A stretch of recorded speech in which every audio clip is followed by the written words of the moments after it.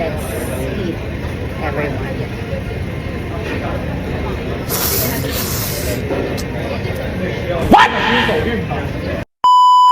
Good day everyone! So this is our day 1 in Taipei City. Nandito nga kami ngayon sa Toto Ramen at syempre kailangan naming matikman ang ramen ng Taiwan. Located dito sa Fuxing Road, Taipei City. Maraming choices dito sa kanilang menu sa mga noodles pero ito yung pinili namin. Sa akin yung chicken and kay Mister ay syempre yung pork. Mga past 9 na pala kami nakarating dito guys, kaya gutom na gutom talaga kami.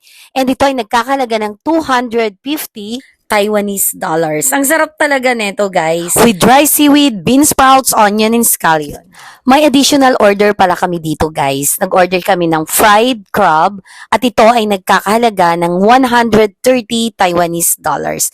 Napakasarap din nito guys. May kanya-kanya tayong preference din syempre sa panlasa, kung masarap sa atin or sakto lang. Pero for us, sa amin ni Mister, masarap talaga. May kakaiba siyang aroma and may ingredient din talaga na kakaiba yung lasa. Napakasarap talaga. Super. Hindi namin namalayan yung oras kaya naramdaman namin yung gutom kaya heto talagang gutom na gutom kami. Kita naman sa video.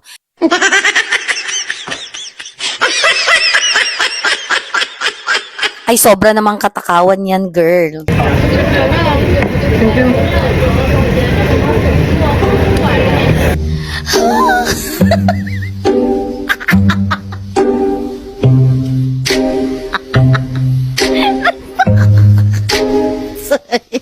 So yan, kitang-kita sa video na ako ang mas nag-i-enjoy sa aming dalawa.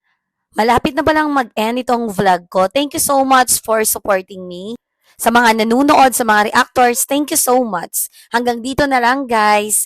Keep safe and God bless. Bye!